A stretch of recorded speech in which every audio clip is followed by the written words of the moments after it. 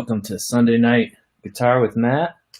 Today I want to go through this little jam that I've been messing around with. I call it the Troublesome Creek Blues. It starts out with a D minor and it just hits that C. So first of all, it's going to be in the key of D minor or F major. And so that's why I have this pentatonic scale up in front of me, because I'm going to talk about how I've been playing lead and what I was doing in that solo in the intro. So we've got D minor, C, do this 3 times, and then a G major, and it gives it kind of a different feel there. It's actually because I take it out of the key for a second, and then I hit the F major, which is definitely sets it back into the key that we're in for the rest of it.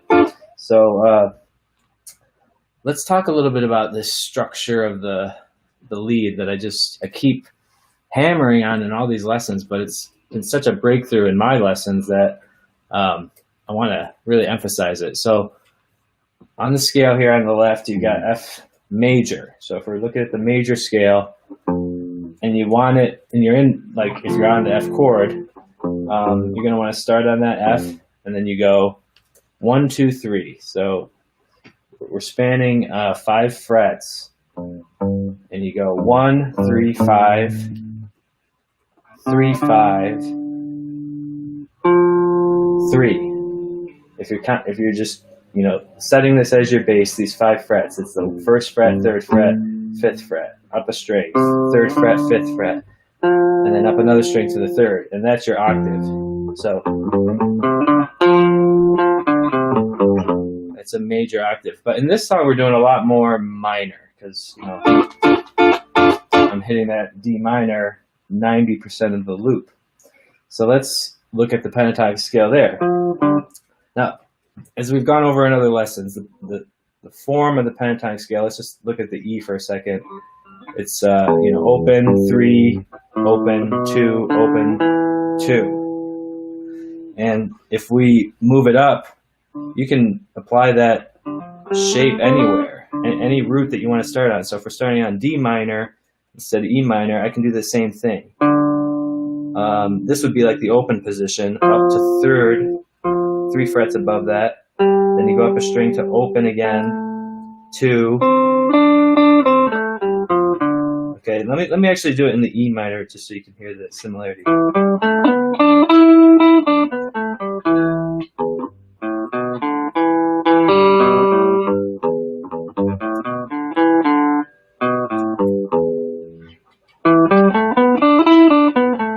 So my point is that you can move that anywhere up on the neck, and you can also move it up a set of strings, and it's pretty much going to have that same pattern until you hit the B string.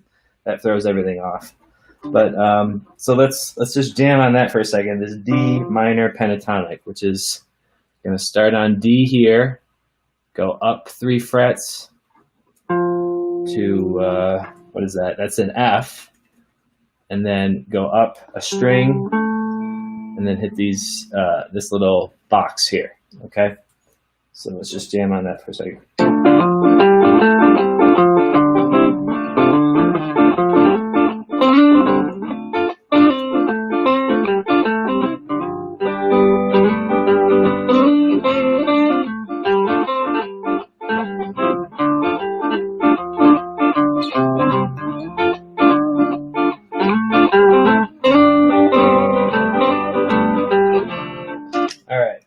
So that's just all in the key, and so all those notes are right. But what I like to do instead of picturing it as like this bar that's sliding up the neck and everything's moving along with it, you can take this root and expand both directions, not just above it, but also below it. So instead of going up 3 frets, I can actually move my fingers a lot less if I go up a string and down 2 frets. It's the same thing. See?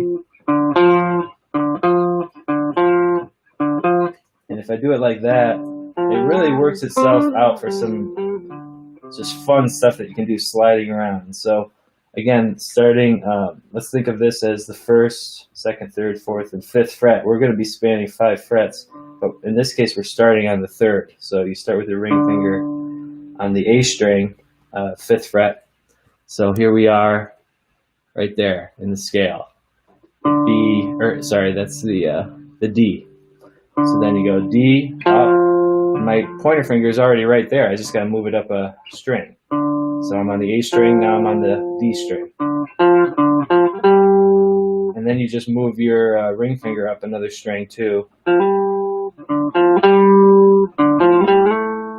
Okay, and now for the 4th note, you slide up from the 3rd to the 5th.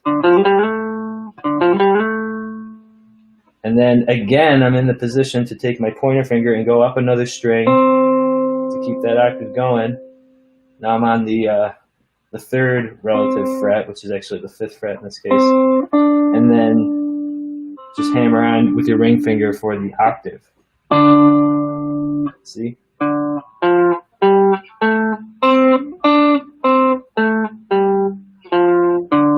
That's the pentatonic scale, but just totally unrecognizable from the root position. Okay, so let's try jamming around with that. I like this one more because it allows the slides more than this one that we did earlier does. So here we go.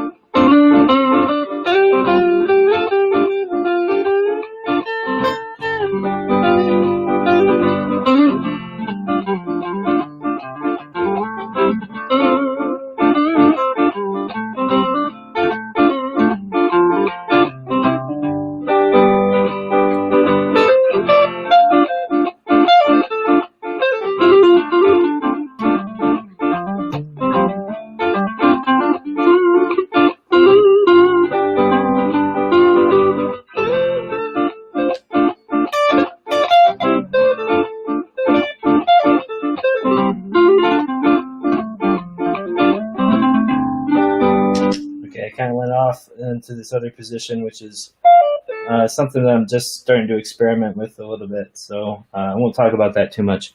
But let's talk about these last 2 chords because, like I said in the beginning, this one takes us out of the key, G. If you notice here, if I tried to build a G chord, I'd be missing this note. You're missing the B. A B is not in this scale. Minor wouldn't really work either. There's not that note's not in the scale either. So I like the major because it takes it out for a second, but that's something that you got to think about with the lead too. If you're going to be following the chord tones, you can't just stay in the scale the whole time. When the G chord comes around, you got to hit that B. So let's see if I can point that out here.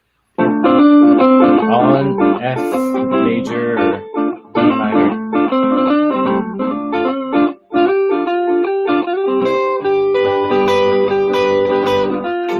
That right there, that's not in this scale. I'm hitting the 7 here. I'm hitting that B. So, but it sounds really good. It jives with the chord that's being played. So I guess that's just a way to kind of come out of the key that you're in and just bring emphasis to that section, I guess. So let's see if I can do that again.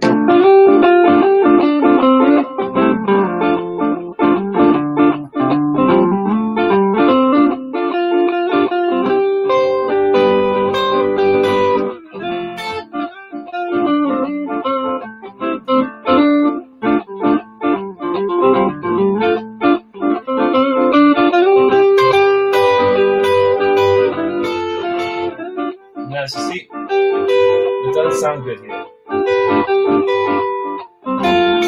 That does.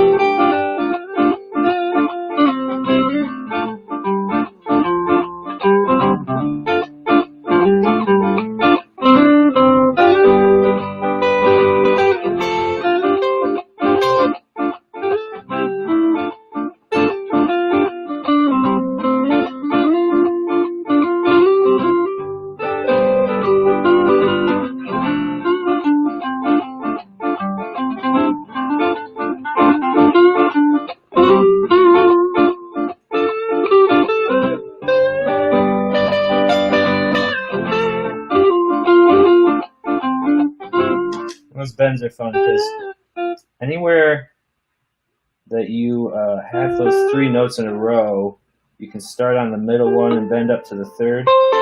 Remember these 3 notes right here, which are, let's see, yeah, that's, where is it, 6, F, G, and A, right? Yeah, F, G, A. Let's see.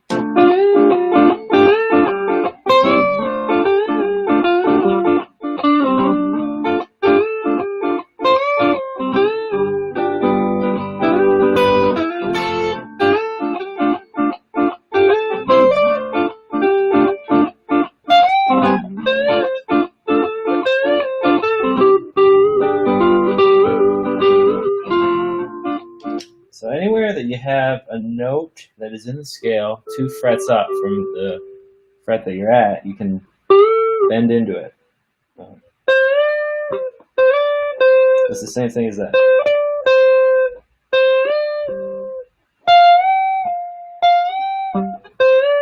Before I started playing with Kim, started these guitar lessons, I could not bend these strings at all. It just takes practice. That's all that he told me initially. There's no trick to it. It just takes playing and building these muscles. Once you get it, you can really start to develop a better ear for hitting it.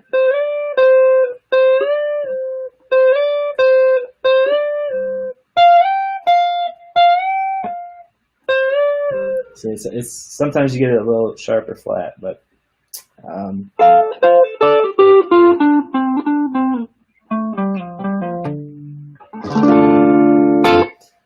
anyway, that's just kind of a little breakdown of how the pentatonic scale fits into this song. And thank you very much for watching. We'll check you at the next one.